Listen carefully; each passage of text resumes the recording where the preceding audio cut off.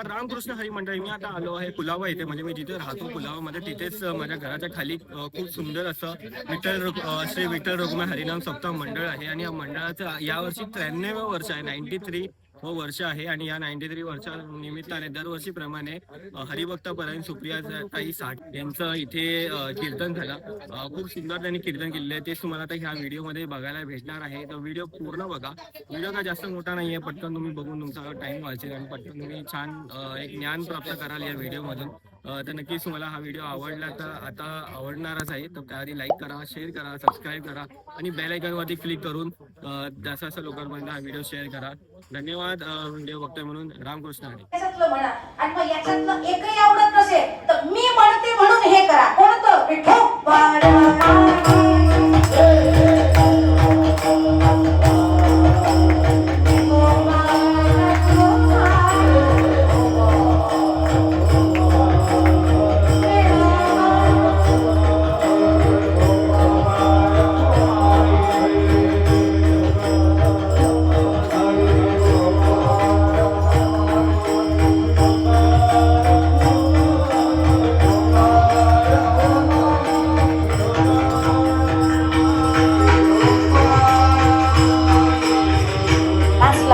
बादशाहनं बघितलं तो पाठीमागं सरकला. प्रधानाला विचारतोय, ए बाबा दिखता काला है क्या काली जादू आला है? प्रधान म्हणला, वो छोडो पहिले लुटो. भारा म्हणले, पोतडी भरतायत पण याच्या काय त्या बटव्यातलं संपेना. शेवटी बादशाह म्हणला, विठू बस करो, जितना देना था उसे कई गुना ज्यादा दे चुके हो. हिंदी कळते ना माझी तुम्हाला? फार चांगली नाही मला माहिती आहे, आणि मला माहिती तुमची पण अशीच आहे. आपल्या हिंद्या म्हणजे मी बघते काय दक्कन पडिया पोया फिर भी बुडिया, हे अशीच हिंदी आपली, माझी तशीच आहे. आणि मग त्यांनी सांगितलं, बाबा बस ना, आता सोडशील. जसा देव माघारी फिरला तशी याला बेचैनी वाढली. विठ्ठल रुक जाओ. अरे अब क्या हुआ, आप क्यों रुको? कुछ नहीं, इधर ही रुक जाओ ही मत. उसकी चाकरी करते हो ना, छोड़ दो उसे, मेरे यहाँ चाकरी करो. क्यों छोडू? त्यानं सांगितलं, पगार वाढल्यावरती सोडतात म्हणे आत्ताची पोरं. पॅकेज जास्त मिळालं की बदलायचं असतो ना, स्विच करायचा असतो जॉब, तसा तू स्विच कर. वो तुम्हें जितना देता है ना उससे ज्यादा दूंगा. वो कितना देता है? त्यावेळेला भगवंतानं सांगितलं, वो मुझे 1 लाख तनख्वाह देता है, क्या आप दे पाओगे? बादशाहनं लगेच सांगितलं, 1 लाख, मैं 2 लाख दूंगा, अब तो रह जाओ. त्यानं सांगितलं, अरे बादशाह आप समझे ही नहीं, वो मुझे 1 लाख देता है और इस 1 लाख का ही भूखा हूं मैं. मुझे वो प्रेम देता है, वो आप नहीं दे पाओगे. आप 2 लाख दोगे, आधा संसार में आधा मुझ पे, मैं नहीं रहूंगा, मैं जा रहा हूं. हा गेला खरं, पण इकडं वेळ लागलं नाही याला. काय आहे, ज्याने देवाला नीट बघितलंय ना त्याला वेळ लागतं बरं का. मीराबाईनं एकदाच माधवी नामक गोपिका म्हणून त्या गोकुळात त्याला बघितलेला. तिथं जे बघितला ते दुसरा जन्म झाला तरी कृष्णाचं वेळ संपलं नाही. आणि इतकं वेळ राजकन्या होत्या तरी म्हणायच्या, मैं बैरागन होंगी, मैं बैरागन होंगी, रे बाला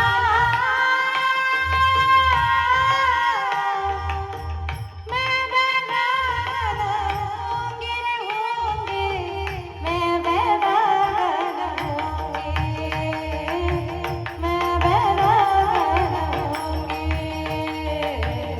मैं बैरागन होंगी, मैं राजकन्या आहे पण तरी मी बैरागन होंगी. वेळ लागलं, त्याच्या चेहऱ्याचं वेळ लागलं. 8 दिवस जेवणातही त्याला विठू दिसायचा. लाडू घ्यायचा वर म्हणायचा, इसके जैसे गोलमटोल था. चांदीचा ताटवर घ्यायचा आणि म्हणायचं, इसके जैसे ही चमक थी उसके आंखों में. आणि बायको समोर आल्यावर म्हणला, तुझसे भी सुंदर था. ती म्हणली, अरे बस भी करो, 8 दिनों से वही सुन रही हो विठू पुराण. अगर इतना ही अच्छा था तो जाओ उसके पास, इधर क्यों रह रहे हो? पण त्या फळाच्या आज्ञा निघालं नाही. ज्ञानोबा तुकाराम निघालं. आणि मग दामाजी शेटांच्या दारात आल्यावर दामाजी शेटांनी विचारलं, कुछ गलती हो गई क्या? अरे नहीं, कुछ गलती नहीं हो गई, बस वो चाकर जो तेरा है ना उसको बाहर लाओ. कौन चाकर? वही जिसे देख के मैं पागल हो गया हूँ. क्या नाम बताया था? विठू. विठू म्हणल्यावरती थरकाप झाला अंगाचा. हा माझा देव तर नव्हता आला मला सोडवायला.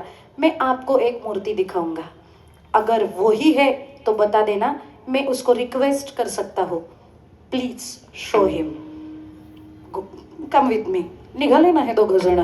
पुढं दामाजी शेठ, पाठीमागं बादशाह आणि त्याच्या पाठीमागं त्या बादशाची मुलगी का ते नंतर सांगते, पण हे तिघ जण पळत निघाले. मंदिरात आले आणि विचारलं हाच होता का? विठुरूप बघितलं आणि मग नीट बघून बादशाह म्हणतो, ह्याला तसं धोतर घातलं तशी कपडे घातली तर हा तसाच दिसेल, सांगा ना त्याला दाखवायला. मग विनवणी आहे दामाजी शेटांची. तेव्हा मला दाखवलं नाही, त्याची इच्छा आहे म्हणून तरी दाखवा. मग अभंग आहे दामाजी शेटांचा. निज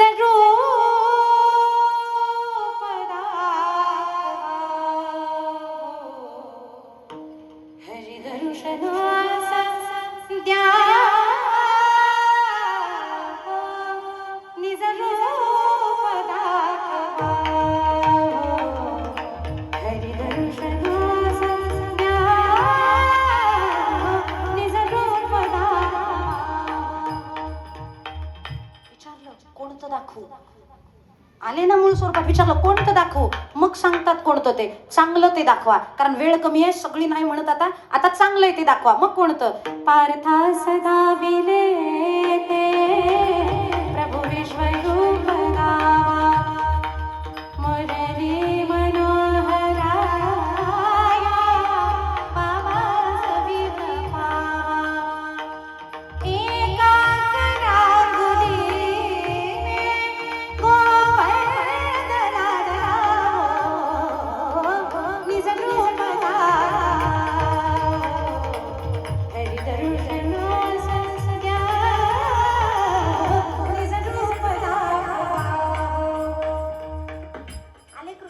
एका यही था, अरे ये अच्छा है, लेकिन वो इससे भी अच्छा था.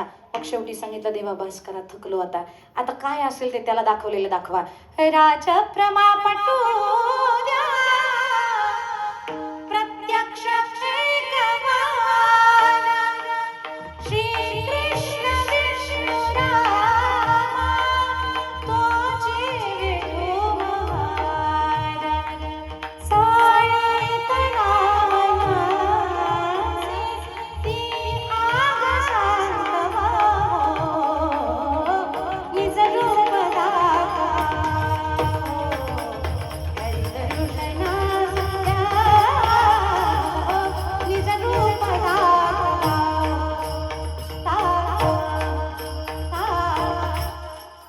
वैतागले दामाजी शेठ. हे कळल्यावर मग मात्र देव घाबरला. हे अजून पुढं काय करण्यापेक्षा आता झालं पाहिजे, जे रूप बादशाला दाखवलं ते दाखवलं पाहिजे. मग पुन्हा देव झाले. काय झाला? महार पंढरीनाथ झाला, महार पंढरीनाथ पंढरीनाथ पंढरीनाथ.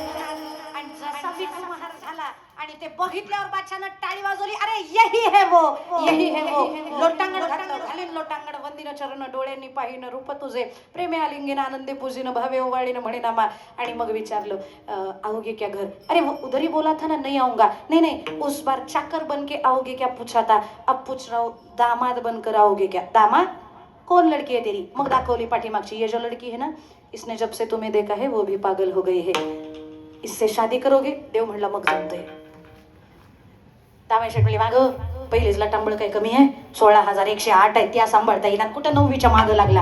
आणि मग बादशाला सांगितलं नाही नाही शादी कर सकता हो. क्यों नहीं कर सकता? मैं पूरा राज्य दे दूंगा. दामाजी म्हणले अख्ख्या जगाचा मालक आहे बाबा तो, काय तुझ्या एवढ्या तुकड्यानं होणार आहे, जा माघारी. तो निघून गेला. पण दामाजी शेठांनी हात जोडून तो गेल्यानंतर विचारलेला प्रश्न, हे वाक्य महत्वाचं, एवढं झालं की आपण सेवा संपवणार आहोत. विचारलं देवा अख्खं आयुष्य गेलं रे तुला जीव घालण्यात, अख्ख्या आयुष्यात या दामाला भेटला नाहीस पण या बादशाला भेटला, असं काय त्यानं तुला दिलं की जे मी दिलं नाही? त्यावेळेला भगवंताचं उत्तर आहे, रागावू नका दामाजी शेठ, मी साधूकडं माझ्या लवकर येत नाही, पण साधूचा संग ज्याला झाला त्याला मला पहिल्यांदा दर्शन द्यावं लागतं. आणि या दामाजी शेठाचा संघ त्या बादशाला झाल्यामुळं मला त्या बादशाकडे जावं लागलं. पण देवा माझ्यासाठी दास बनायची काय गरज होती? मग देवानं सांगितलं मागे पुढे उभा राहिले सांभाळी निर्मळी गोविंद असे मागे पुढे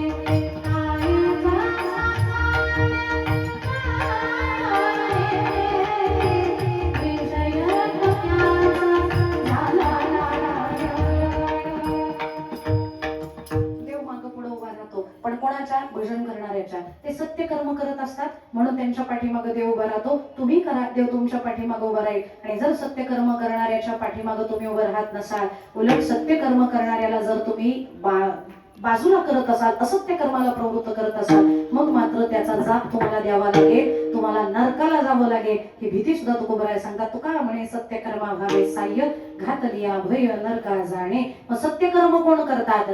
ज्यांचा विषय नारायण झालाय, जे भक्त आहेत, ज्यांच्या पाठीमागं देव उभा आहे, त्यांच्याच साठी भगवंत येतात. पण ते कोण आहेत? त्या 2 जणांची नावं सांगते उदाहरणाखातर. ज्ञानेश्वर